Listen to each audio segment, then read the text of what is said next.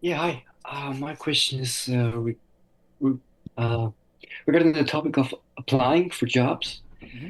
Um, I just I'm just applying to one where they are actually looking for someone who has experience. Hmm. One of my sales coaches said, "Okay, just go ahead, just try anyway, and try Oh, to see where it goes from there." I want to know what your perspective is on that, especially if they're like asking specific questions. How many jobs have you worked in so far? This and that, because especially the one I'm doing right now is very specific, and I'm kind of insecure with that. yeah. When it comes down to applying for, jobs that ask for experience, at the end of the day, the worst thing that can happen is you don't get contacted for the role. The biggest thing about job posts that everyone has to understand is job posts are always created to look for the best, most ideal prospect. So you'll never see a job post that's actively going out of their way looking for beginners. I always like to say beginners are uh, accepted or tolerated, not looked for. That doesn't mean you can't land a role, but what it does mean is you're going to run into a lot of posts that are asking for different experience, because who would go out of their way to say, hey, we're looking for someone that's never done this before, we're looking for someone with no experience, we're looking for someone who has no proof that they can do the job. That's just not realistic to look for. So it's not something to get paralyzed by. I would go ahead and definitely apply, but even more important is that communication when you reach out directly, whether it's LinkedIn, whether it's email, whether it's finding the phone number to the business and giving them a call. When you're reaching out directly, you want to make sure that you're proving that you can sell. And not only that, but proving, I would go as far as showcasing that you understand their niche or the type of prospects that they speak to. That's going to give you a real edge in the application process, is if you have some kind of history, background, employment experience that maybe isn't sales but ties into the niche or industry that they sell in, like a personal trainer applying for a fitness coaching offer, or a former accountant applying for a finance coaching or finance service as a sales rep. You can kind of use that experience to say, hey, this is why I'm a good fit, or maybe even a better fit than just a sales rep that doesn't have the same background, if that makes sense. It does. It does. Thank you. Awesome. Any other questions we have? I have question. I don't know how to raise the hand. Yeah, go ahead. We Yeah. can hear you. So I looked at the network and of the people joining, and they all have like millions of revenue generated, and um, I don't have that. I was sales assistant in the store. I had daily contact with the clients, but okay, I contributed to the company generating the revenue daily, but Mm-hmm. get like those people, do they have they generated that revenue that they say like personally, or they say about the company? How is this even Yeah, um you wouldn't your revenue generated there is usually, especially if it's from a closer role, you're talking about revenue that you've personally generated, not company wide, or else you would see a lot more and much higher numbers. And it comes yeah. down to ticket size and how long you've been there, right? I mean, it's not like if Yeah. you've been on an offer for a year or two, even if you're, for most offers, if you're making 10K a month, you're generating at least 100K a month in revenue for the company to earn that type. So if you've ever been on an offer where you've made 15, you've made 20K a month at 10%, you're generating 200,000 a month for the business. So you can see how it gets to a million, 2 million pretty quickly after 2, 3, 4, 5 years experience in the industry. Ah, And that's, and there's also offers where, I've worked with someone who they had their offer was $150,000. They got 7% commission. So, I mm, mean, they quickly were able to, within a couple months, generate, hundreds of thousands of dollars for the company, if not millions of dollars for the company. So, mhm. yeah, the So numbers but can definitely get high. okay, I guess then in my case it's zero then, because I have not been doing setter Yeah. and closer at this point. So Yeah, and it doesn't have to be specifically closing and setting roles. I would, if you were someone who did, in-person sales, door-to-door sales, event sales, like any type of sales role that you are responsible for generating revenue, you can add it there. But yeah. Yeah, I I think I'm approaching this platform from a different perspective because I'm a PhD in bioengineering, and I did some sales for 2.5 years now, and I like it. I like working with people. That's why I'm here. But seeing also the competition and other people with way more experience, then it's hard not to have you know doubts of whether you can find a place, anything to begin with. Yeah, it's not really something to be too discouraged by because at the end of the day, the revenue, like revenue generated, is good, but what matters even more to business owners is how you fit within the offer in terms of your communication skills and how you sell matters. Like I've worked with people who had millions of revenue generated, but the way they sell and the types of offers they sold in the past wasn't really a match for the type of offer I was looking for them to sell here. For example, there's a lot of like young, more bro-y kind of guys that do great on a fitness offer, but for a marketing B2B, a little bit more professional offer, they don't perform well, because you're not showing up to those sales calls in a tank top, you know. So at the end of the day, there is a big difference when it comes to types of offers, the type of person they're looking for, and again, like I was telling Yannick, how your background also meshes to be able to have conversations with prospects makes a big difference as well, right? If you own properties, you would probably do better on a real estate offer than someone younger or someone with more experience in other niches. Mhm. And then on top of that, especially for coaching and consulting, a lot Mhm. of it comes down to, I guess the best way to say it would be the types of transformations you can see yourself having some passion behind. For Yeah, I example, saw a video on enthusiasm. yeah, because at the end of the day, the types of conversations you'll have on some of these offers, especially when it comes to consulting, when it comes to like different types of personal development offers, it really requires you to have a specific type of interest and a specific type of care for the prospects. I've been on offers where it helped guys, improve their marriage. I've been on offers where it helped people with addiction recovery. I've been on like not just it's not just like, oh, this guy's got millions of revenue generated, he'll do well here. It's like you've got to actually be able to have Mhm. those kind of heavy, deeper conversations. There's offers where it helps, parents with their parenting. There's there's so many, like any offer you could think of is kind of out there. If people need help with it, there's someone out there helping them with it. So at the end of the And those day, offers are yeah, on the platform. yeah, I mean, as many of them Yes. as we can find, and as many businesses that we can get to come post on our platform. There's all different types. But again, I would think about your background, and on top of that, what you enjoy and have a passion for, and make sure that you put that on the forefront when you're speaking to these businesses. I remember I was coaching someone one on one where he was following this influencer for a while, really liked his stuff, and then there was actually an opportunity to interview because they were looking for a closer, and he applied to the role, went to the interview, passed the first round, went to the second round, did the mock call, and in the first round he told the business like the truth about how he followed the influencer. He really liked their stuff. He was actually thinking of joining their program at some point. They helped people publish books, pretty much, like take their ideas and write stories, write books with it, and become a writer essentially. And he wanted to write for himself, so he was thinking about that and telling them about that and how he liked writing.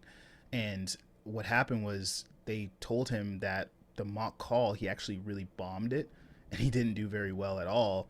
But they said, despite the fact that you bombed the mock call and we had people with more experience that actually did really good on the mock call, we do like the fact that you have a passion for what we sell and understand the value of what we have. And you know what? And because of that, we're going to hire you over those other people with more experience, simply because like businesses know conviction sells.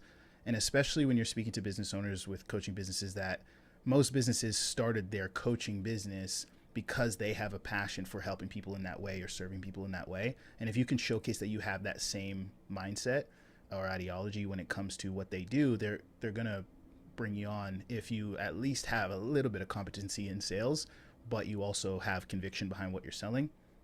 You'll outperform a lot of people with revenue generated. So I wouldn't be too discouraged by it, to be honest. And that's assuming everyone there's telling the truth. Right. Just one small question I still have, if I Mm-hmm. may. For example, if I don't have an experience with the closer setting closer, but I would like to try. I would like to try to apply for some of these roles. No, regardless.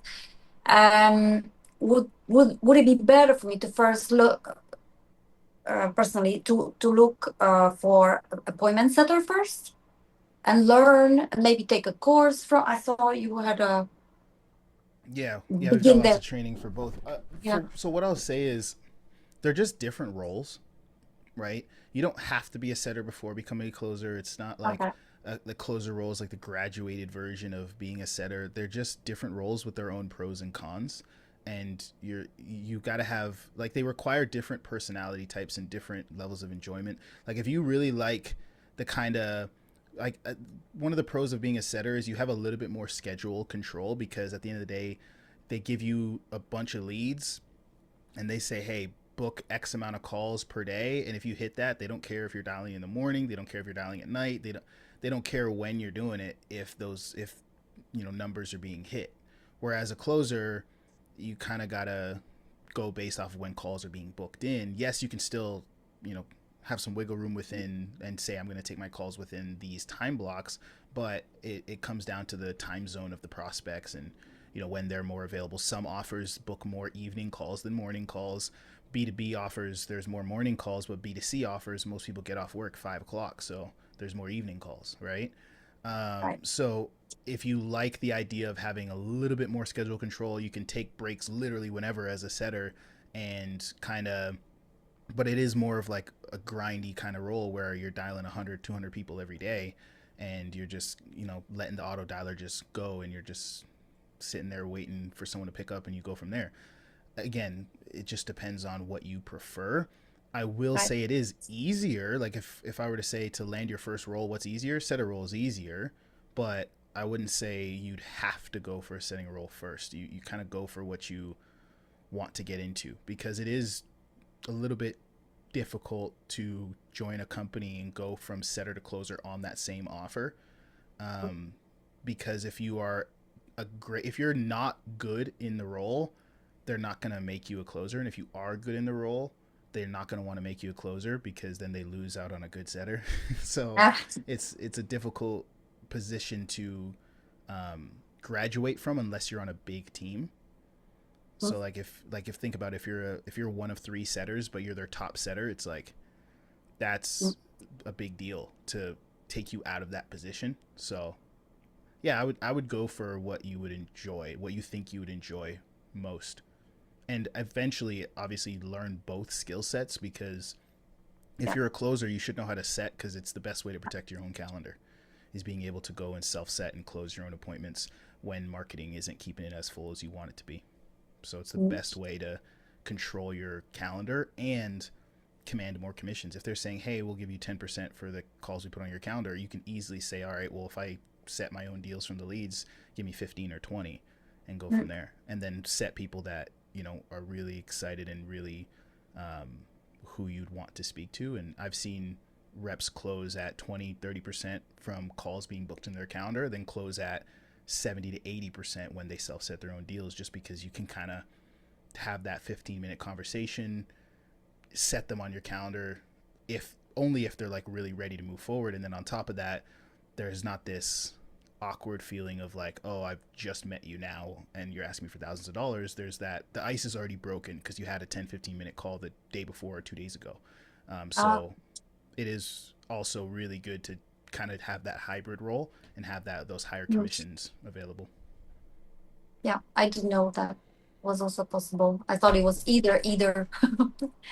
So No, you can definitely do both, and I'd say everyone should learn the skill of both because even on the best of the best offers, like you marketing isn't always 100% churning perfectly.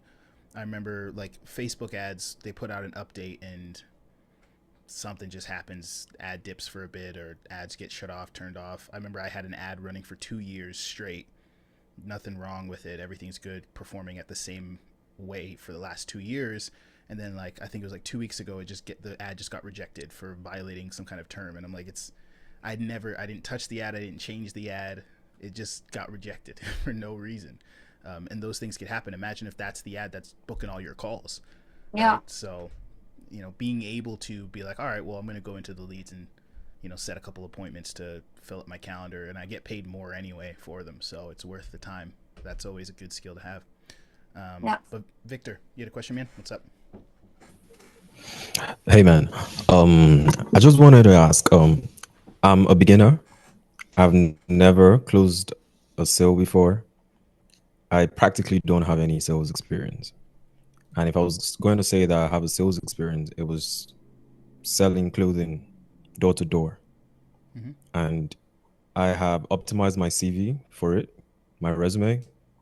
I've tried applying to jobs because, and I watched the last training video you posted.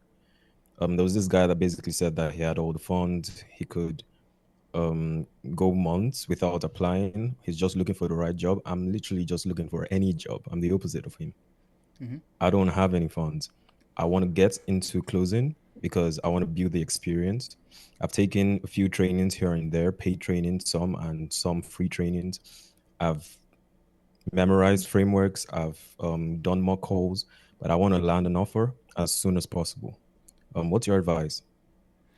Yeah, if you've got the time, volume, apply to a lot of roles, and don't be picky with things like OT and all that. The only thing I would really look for is if they have a clean system in place, like they have a consistent way of bringing people from cold to sold, whether it's they're generating leads from like a scraper and it's a little bit more cold outreach, and maybe that'll come with like a pay per appointment instead of commission, or base pay or an hourly. That would be good. Or if it's lead flow from ads or organic, just some kind of consistent marketing thing. You don't want to join a team where they're kind of like, all right, you kind of go and figure it out. um, Especially if it's commission, then that makes no sense. If they want you to figure out the sales system, they should pay a considerable base for that. But I wouldn't suggest that for someone brand new, because you kind of want to be a part of a working system that you can just produce based on something that's already going, and because you wouldn't know how to set up a system by yourself at this point. But I would hit volume, not really worrying about OTE, more so focused on that consistent system, whether making sure there's at least one rep, two reps already there producing anything at all. That way you can get a feel for the role, see if you like it, see if it's something that you want to really scale and do as a full-time thing. Um, and make sure that you're reaching out directly to these businesses when you're applying. Don't just apply and wait as someone on the list. Make sure that you're reaching out and you've got some assets that can prove you can sell. If you don't have experience, you've got to have mock calls, role plays. I would you've probably heard me say this before, but clip them up into any, like a portfolio of sorts, to showcase, okay, this is how I pitch, this is how I handle objections, this is how I do discovery. And you can pretty much do that by just doing full call role plays with people, and then, hey, if you did a really good discovery on this one, cut that piece out. If you did a really good pitch in this one, cut that piece out. And I would try to pitch based on an offer that you're most likely to land. So if you're like interested in marketing, pitch a marketing service. That way, when you're reaching out to a marketing offer, they can see the relevancy. And that's what I would mainly do is spend a lot of time reaching out to businesses directly. I think that's even more important than hitting apply on a lot of jobs, is that direct contact, talking to sales managers, talking to business owners. Don't be afraid. Like, if they say, oh, you don't have experience, this and that, The main thing business owners are worried about when it comes to experience, the main reason why they want to see revenue generated, is because it costs a lot of money to bring on a sales rep and give them leads. If you guys don't know, on average, to fill a closer's calendar, it's about, 5 grand, a week sometimes, to be like super full, 4 to 5 grand a week, depending on how good their marketing is in terms of cost per lead. So on average, I've seen it'll cost anywhere from $100 to $250 per booked call in ads. And that's like, if you want some of the best offers that are booking calls directly in your calendar from ads, that's usually what it costs. And then on top of that, that's not even accounting for show rates being, 70, 80%. So add 30, 40% for conversations in terms of cost per call. So you can see why someone being like, I don't have experience, but, $1,000 a day, fill my calendar for $1,000 a day, they might be like, I don't know if I want to do that. So one thing you can do to get around that is have them test you. You can say, listen, I will dial the old leads. Usually these companies, they've got tens of thousands of leads in the system that usually don't get worked properly because all the sales reps on the team are chasing the newest leads that came in that day. I can't tell you how many times I went into the CRM of my sales team filtered by has never been contacted, and there was like hundreds of people there. And then I would jump on the team meeting and be like, guys, why is there 800 leads that have never been called once? Like, what's going on here?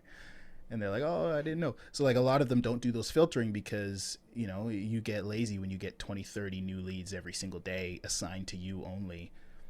Setters just get lazy and why dial a lead that I missed last week if there's one just came in 5 minutes ago,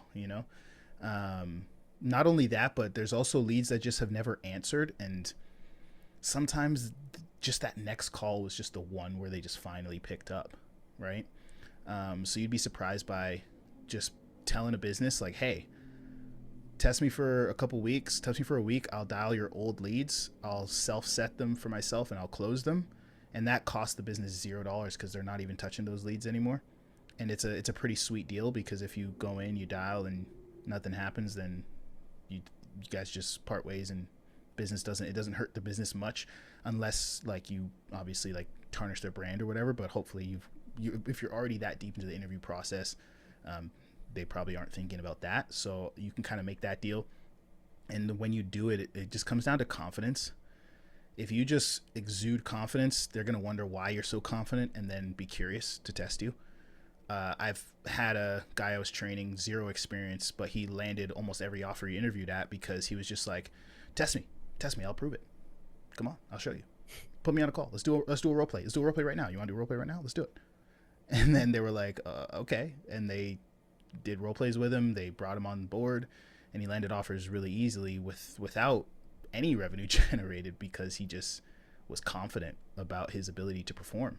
And sometimes he went in and didn't perform, but it was the confidence that got him that shot, and he got to learn and he got to grow, and then he went on to perform afterwards, right? So I would do that. I would jump on with these businesses. You're going to need some really good assets, which is those role plays, but then your intro video. That's the number one thing. If your intro video is bad, you just won't get interviews. It's just plain and simple. If your intro video is good, you'll get lots of interviews, and there's really no other way around it. So you want to make sure that, it sounds like you've got good microphone quality, good camera quality. So you've got some of the basic stuff down. So you just need to be able to sell yourself well and go from there. Yeah, thanks, man. My main question here is that, I'm not in a location where most jobs accept. I'm in Nigeria. Mm-hmm. And most of the jobs I've applied to are asking for US residents, Australian residents, UK residents, and then that discourages me a lot. Apart from that, I don't have the confidence to be on an interview with someone because I wouldn't know what to say. Even if I have the confidence normally, everything in my head would go out the window. You said So for I'm asking interview? how to build, for an interview. Have you ever If I'm on an have you ever done an interview mock? not a mock interview, but just a mock call with someone Well, where I was the closer and he was the prospect. Why do you do mock sales calls? I was interested in actually getting experience closing deals because I'm interested in the closing position. I Yeah, really but what don't do you know how get to out of do it? cold What do call. you get out of doing the mock sales calls, the mock closing calls? Getting the confidence to speak to someone over Zoom. So why do you expect to have that same confidence for an interview if you've never done a mock interview? Makes I mean, sense. a lot of closers miss this. Like I've seen it tons of times. They'll do like 100 mock like closing calls. They'll get on an interview and just like bomb it, you know. And they're good reps. Like it doesn't make you a bad rep because you're nervous. And like everyone's nervous on an interview, but you're expecting yourself to just go in and wing something you've never done before. And it's like, why you wouldn't do that with a sales call? Why are you doing that with the interview? The interview is literally your sales call. You're there to pitch yourself to the business owner and sell your sales service. So practice it.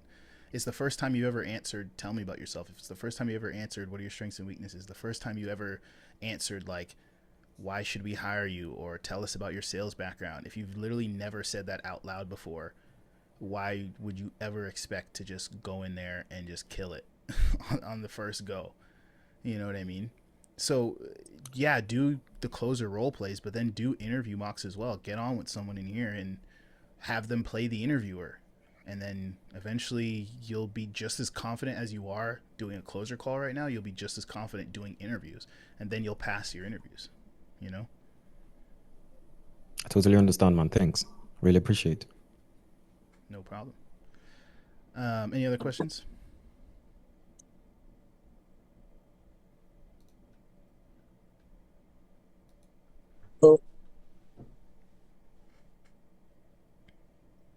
Oh, sorry, I'm just outside right now, but I've got a quick question. Yep. Um, First of all, how you doing today? It's been a while since I joined one of your calls. Nice to see you again. I'm doing good. Nice, nice. So I just had a call literally about 30 minutes ago, and we had a good conversation throughout. She seemed like she was really interested, and then towards the end, she just gave me the money objection, and I just looked at myself like, wow, should I have qualified her before we got to the close to say, okay, like, how much do you think you can put into mentorship? Have you put money into mentorship before? But she just seemed so enthusiastic from the start. She literally used the words, I want to join the mentorship. And now she's saying she wants to wait until she gets paid in September. So I don't know if there's anything I could have done differently or Well, when you say money qualified quicker. objection, there's really two things. It's she either has the money but she doesn't want to spend it, or she doesn't have the money and she needs to get paid first before she spends it. Which is it? Do you know? Did Hmm. you ask? Yeah, I did. She said she was gonna wait till September till she got paid. But why? Like, was it because she literally, like, if the program's 10K and she's got nine, or is it that she's got more than enough to pay for it, but she just wants some kind of comfortability or peace of mind of waiting, or she's just giving you a random excuse to get off the phone? Like, what? Which one is it? Yeah, I think that was what it was like. The program is 12,500. I gave her an option to put down a deposit just to secure her spot so she doesn't But why'd you give lose her? But wait, why'd you give her the option for the deposit? Did because you she first? didn't Did you have. confirm which it is? Like she didn't have the cash. You're saying she said that? Yeah, she said she didn't have the amount. Okay, she didn't have the amount, and she's saying she would have the amount at X date. Is that what it was? Yeah. Okay. So what would you have wanted to do about that? I was just thinking maybe I could have found out if she had the amount earlier because she seemed so enthusiastic throughout the call. And Well, you could so have, they but what is she doing in the meantime to either get the amount or start seeing progress so that when she does have the amount, she's ready to kick things off? we just spoke about her waiting until, you know, or that's how I left it. Her wait until September so she can get What was paid. she on And the call to get help with? she was on the call to actually join. That was what I thought she was on the No, call. but what are The, you selling? Like, the what was jo- she there to get help with? real estate coaching. Okay. And Yeah. you didn't give her any homework, anything to work on, anything to do in the meantime? to stay in touch and so that she can start seeing some progress or do I something in just the meantime? so there's a membership club is left $10 a month for 12 months. So I just sorted that instead, so she still gets some value on how to like source deals and sort of raise finance till September. And when's your next meeting with her? September. It's booked in the calendar. Yeah. Okay. So I would want to make sure that I give homework. I want to make sure that we have some check-ins. I want to make sure that Right. like at the end of the day, no matter what, whether someone has the money or not, they should leave the call with some like with clear next steps in mind. They should leave the call feeling like they actually got helped. Like, and I'm not saying you did this, but it sounds like you did, give her something, but it's like a lot of closers, they find out the prospect doesn't have the money and that's where it ends. It's like, all right, then bye, you know? But Yeah. at the end of the day, like if you leave the call with like, cool, September, like I would say in the next week, for example, you sold her this thing for $10. There's probably some action items that she'll learn to utilize in that.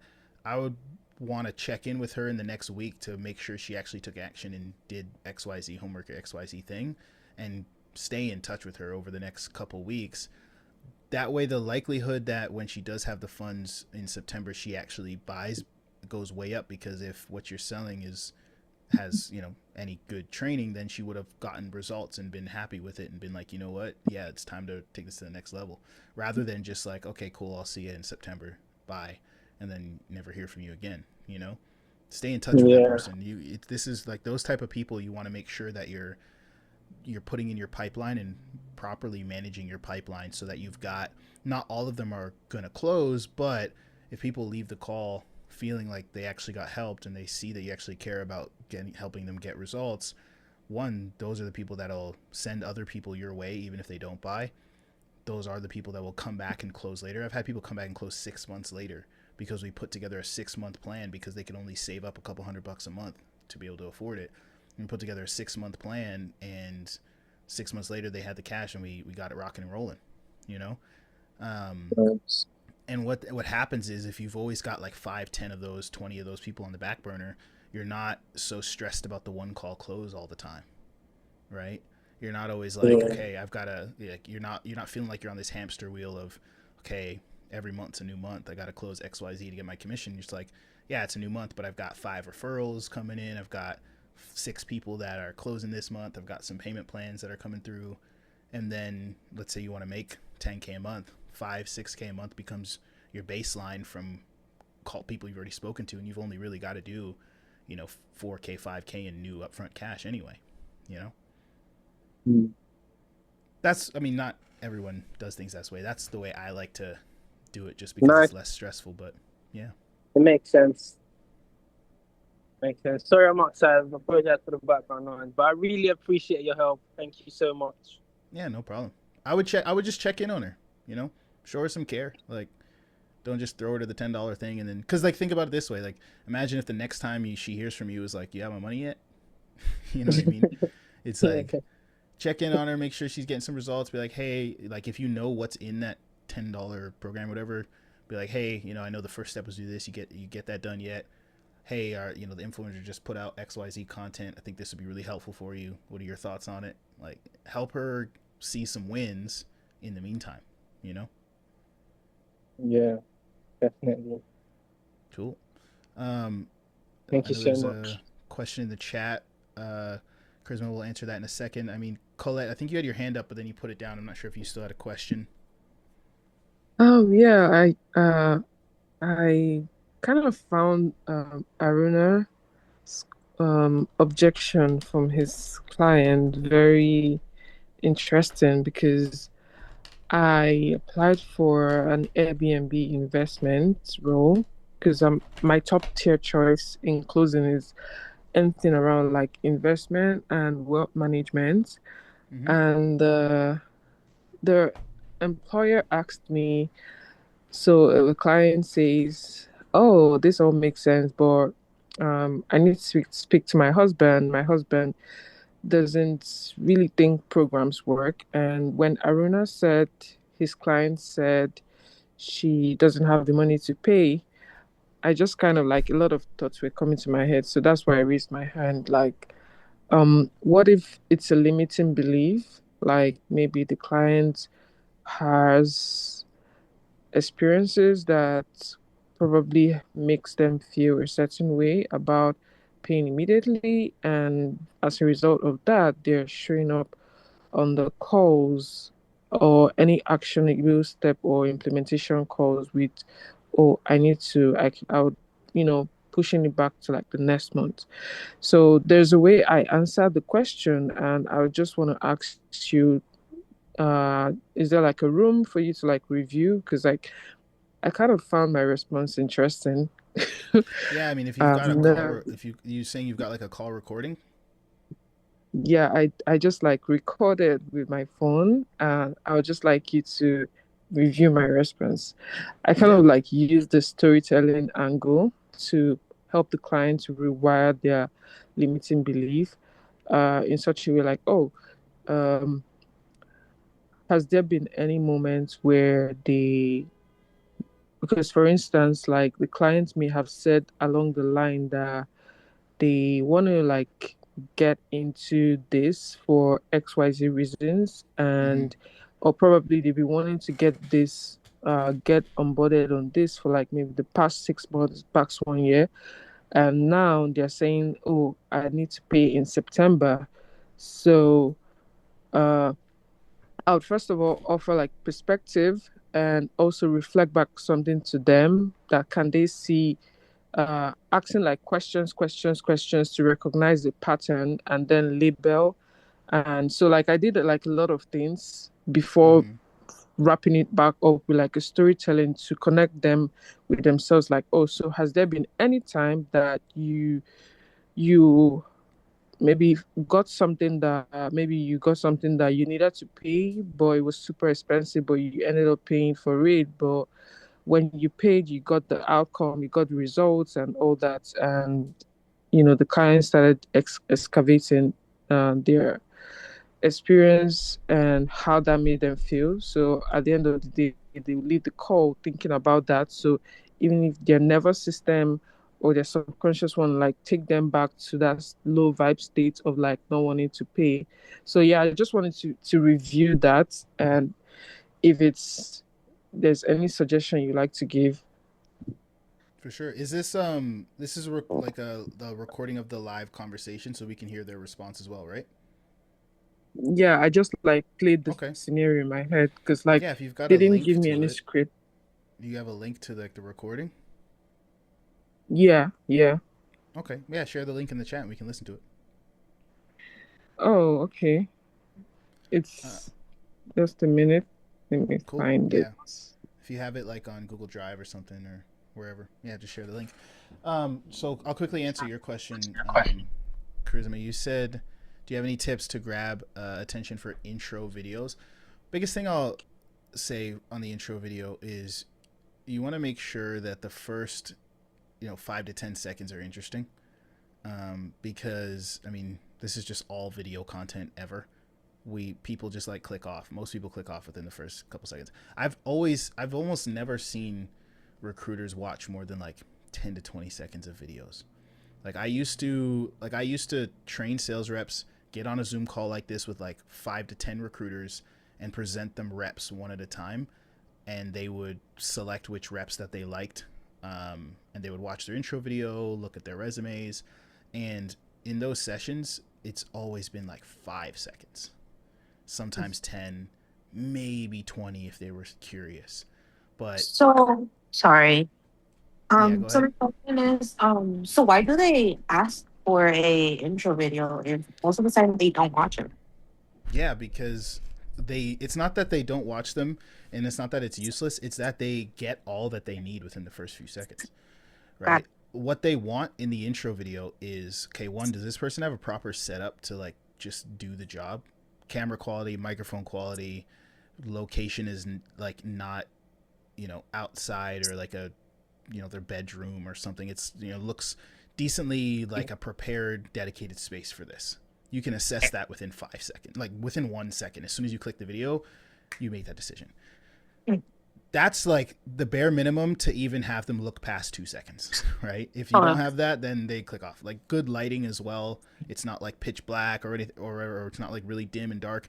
Once you pass that, the second thing they're looking at is, okay, how is this person's communication skills, and how's their energy with it, right? You got to remember the intro video is you pitching yourself, so they're gonna assume the way you're speaking here is the way you would speak about a prospect's or about a business owner's product or service, right?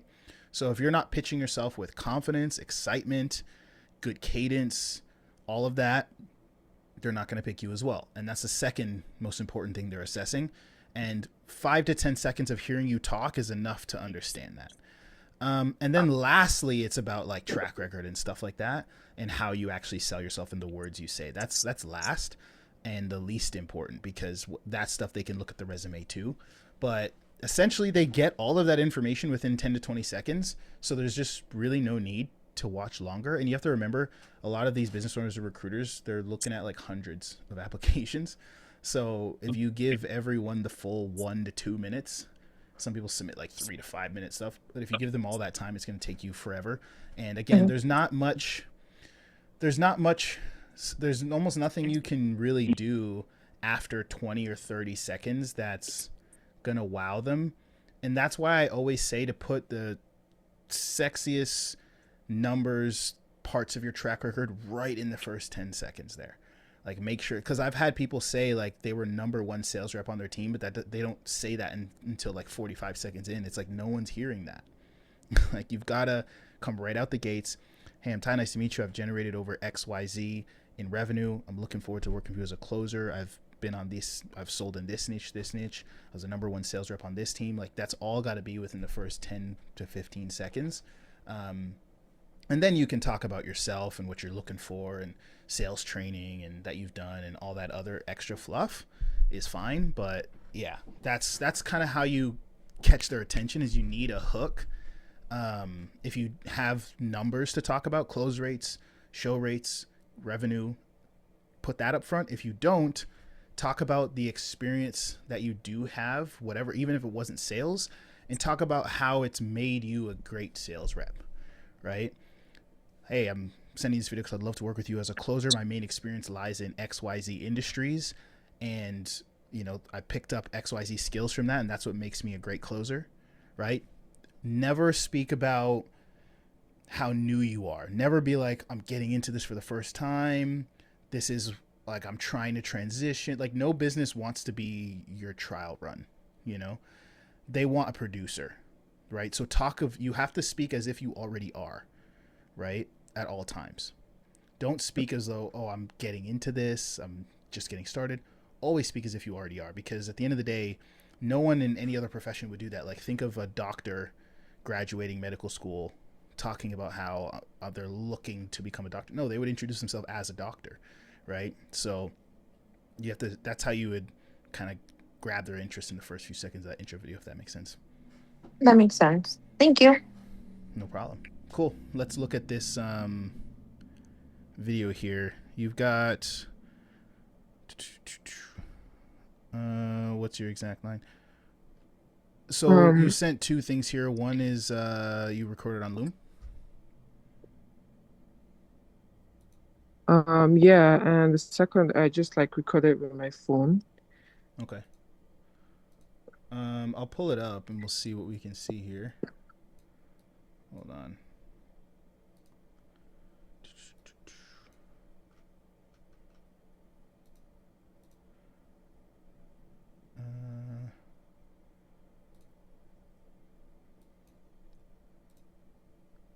Share screen. All right, let me know when you guys can see that. Oh, really? Tell me more about that. Yeah, I want this, but my husband thinks. Is this you just talking to yourself doing it? Yeah, yeah, Oh, yeah. I'm okay. just like creating a scenario. Oh, okay. So this is you creating a scenario. Okay, cool. This program Yeah. still work. Speed it up a bit. Oh, really? Tell me more about that. Um, yeah, like he took a recent program,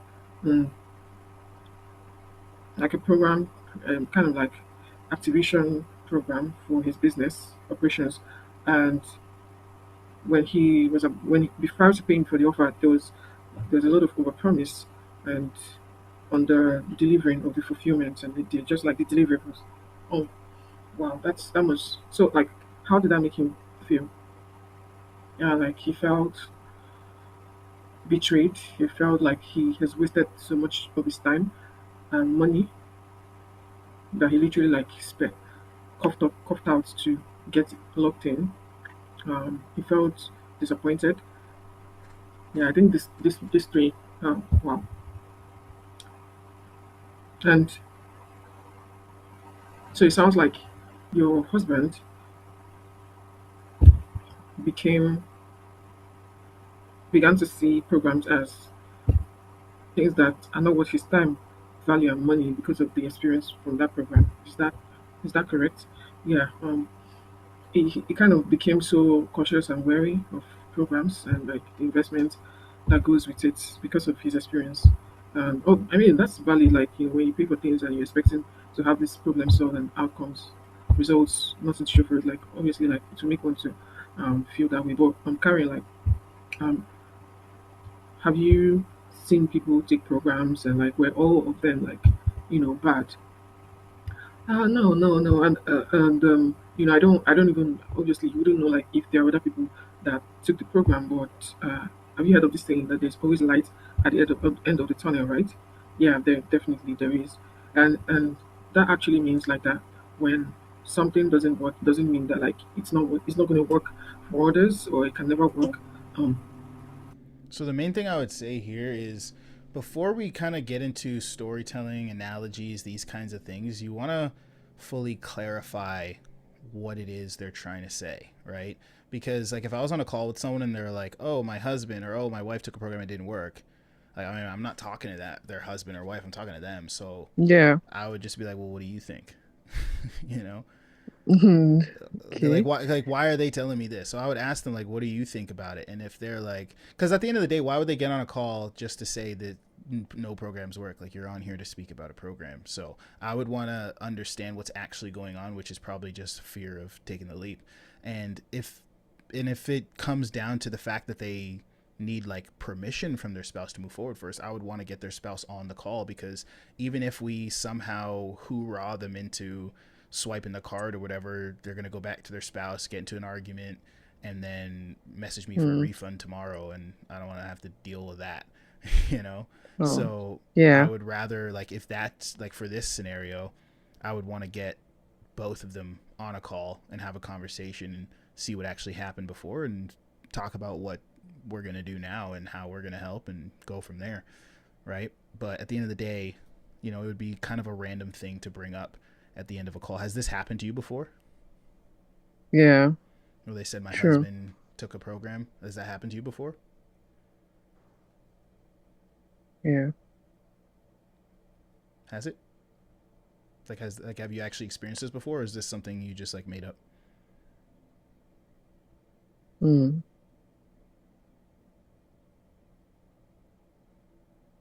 Like, okay. Kind of like pointing it back to her. No, I'm asking you, like, have you Oh, experienced this me? objection before? Yeah. No, no, this is the first time, and it had to be like an application. Oh, so like, no, but on your offer, like, you've gotten this objection before? Never. This is the Oh, so first this is time. just so this is something you just made up then, pretty much, as a scenario. Yeah, Like I you're just just practicing. just like yeah, I just made it up just to Okay, submit. cool. I've never gotten an objection like that. I've definitely gotten, like, I need to talk to my spouse. That's a pretty common one. I actually have a video in the course on how I usually deal with it, but that's a pretty common one. But essentially, you always, no matter what, when you're handling objections, before you, like, analogies, like these track word tracks that you see like in TikTok videos and stuff like that, like, they work great, but you have to know when to use them, and usually that's after you fully clarified like what's actually going on here. So, for example, Yeah. you want to make sure if they're saying they need to talk to their spouse, instead of just going into an analogy about like just doing it and asking for permission later and da da da da, which I see a lot of closures like just like jump too early into it. you want to clarify, like, Mm. okay, are they asking for permission, or are they just trying to let them know out of respect? Do you know what I mean? Does their Mm. spouse know about whatever it is we're talking about? Like, what's actually going on here? And then maybe I would get the spouse on the phone with them, or maybe I would have them or teach them how to have that conversation with their spouse if they're 100% sure that it's something they want to do, um, and go from there. You know, sometimes Mm. it's just a case where it's like, I need to talk to my spouse because this is someone who usually doesn't have confidence in the way they bring problems to their spouse. Usually they are just like, oh yeah, I kind of joined this Mm. program, I know the last one didn't work out, but yeah, I'm doing this, versus, hey, I've really committed to this thing, I've done my research, I know this is a good company, I'm looking for your support and your backing in this, I'm getting started. So teaching them how to have that conversation sometimes helps. But yeah, at the end of the day, handling objections, the one thing I'm not the biggest fan on word tracks for it, just because every objection handling scenario is so contextual to what the person in front of you needs and the context of that conversation and how it goes. I try to tie down everything before getting to the end to avoid getting pushback as much as possible. For example, one of my favorite questions that I think everyone should be asking on their closer calls is, what do you feel like you need in order to get XYZ results? Like after we go through goals, I'm just going to straight up ask them. And the best part about it is they're going to kind of tell you how to pitch them. They're like, well, if I had this, I Mm. have this, I have this, I think that's what I need. I'd be like, okay, so you feel like if you had that, you'd be able to achieve XYZ? And then they'll be like, yeah. I'd be like, well, do you feel like you're in a place where you're ready to actually accept help so that you can achieve XYZ? And they'd be like, yeah, and I'm listening for more than just the answer. I'm listening for the way they answer. So if they're like, yeah, I think I'm ready, be like, you don't sound sure. What's going on? Like, just call it out. Be like, well, I'm just, maybe they'll be like, oh, I don't know, just don't know how much it's going to cost. I'm just going to have this, I'm going to have that. Be like, okay, well, I mean, putting the cost aside, if it's affordable for you and with your budget, I mean, is getting help something you're looking to do? And again, I'm going to, if they're like, I need an astounding yes, I'm going to tie it down again after I pitch. After I pitch, I'm going to be like, hey, do you feel like everything we went over is exactly what you need to get to XYZ goals or results? And if they're like, yeah, I think it's good, I think it could work, I'll be like, oh, you don't sound too sure. Talk to me. What's going on? Like, there's no point in talking about price if service isn't locked in. If they're not like, yeah, this is exactly what I need here. So there's a lot to be done in the discovery to avoid a lot of objections. And when you do it, you'll find that almost every single objection you get just comes down to maybe a little bit of fear and like logistically figuring out how they can afford to do it. But there should be no objections as to the service and if it's going to work for them and all that stuff. But yeah, Mm. I think the word tracks you're using there, it's good, but you just need to clarify first. But obviously, it's a lot better to practice with people and stuff so Mm. that you can kind of see how people would respond and stuff. Yeah. But yeah. Yeah. Thank Wick, you. no problem. Wycliffe, you said DM setting. Should you create an intro video? DM setting is interesting. Yeah, you should still have one.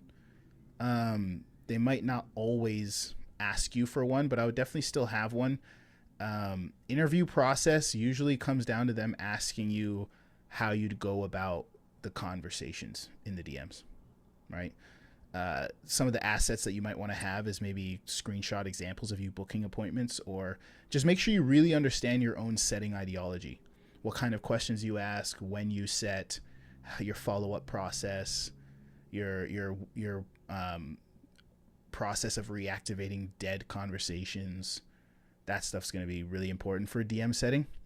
But typically, obviously, the intro video, you still want to have a good one because everyone just, they'll prejudge based on the intro video, but you definitely want to understand your setting process as a whole for the most part. There's a lot of DM setting offers that, you get the interview by talking to the person through DMs through text anyway. So yeah, I would definitely make sure that you at least know the steps of setting an appointment via DM and can articulate that. Cool. Mm-hmm. Any final questions before we hop off? I have a question. Yep. So there are two programs, Premium and Platinum, I think, in a platform. And if I remember, Platinum is with the help of AI, yes, that can send immediately, automatically, yes, some Yeah. responses. So essentially, yeah, Platinum. The difference with the Platinum is you got all the AI tools there. Yeah. So automatic submitting applications to certain jobs that meet certain criteria, helping you create outreach scripts. So for example, if you go down, it'll have like recommended contacts through the RepSelect AI Insights. And if you click generate outreach, it'll take your employment history, it'll take the job description, and it'll customize a outreach message, kind of like what we're talking about, to reach out directly on their LinkedIn or email or whatever. Yeah, that was my question. Okay, so that was my question, because if it would be just applying but without reaching, directly, then that would be that difference. Yeah, I mean, you can reach out directly regardless, but the Platinum would just take my idea on it and then help you generate the scripts. If you're like, hey, I don't know what to say when I'm reaching out, or I don't know what to say in my intro video, it'll help you with like intro video scripting. It'll help you with profile, like you're reviewing your whole profile and telling you, hey, you should update your bio to this, you should change this, you should change that. Pretty much, yeah. But it won't actually send the actual message to alongside the. Yeah, no, it won't send it directly to them. Yeah. Maybe I should add something like that. But no, it won't send it to them, just because I usually tell people that the best thing to do is to reach out on like LinkedIn or via email, which unless we like integrate with LinkedIn in some way, it's, it'll be different, but it'll just help you generate those scripts so that when you do reach out, you just click the button, it'll open up their LinkedIn, and you just can copy and paste it with the connection request and stuff. Yeah. And go from there. But yeah, if you feel like you don't know how to write those types of messages, there's also job specific intro videos it'll help you make. Like if you want to make a custom intro video for that specific job, it'll help you script that out too.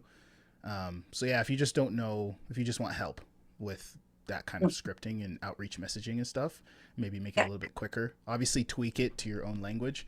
Don't worry, it doesn't have any like dashes in it or anything, but tweak it to your own ideas, and then go from there. Yeah, thanks. No problem. Any last questions before we hop off?